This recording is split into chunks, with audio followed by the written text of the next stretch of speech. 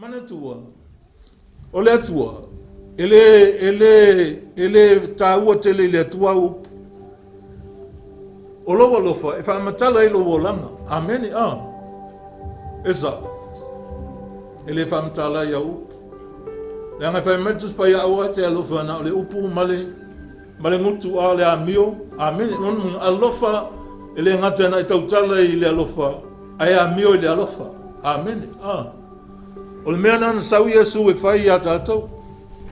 Te ngalo tātou whale tonu. Ia alofa lava. Le sen mana i al mele a wate alofa i whao ia oe. Ai e alofa i le tangata. Amen.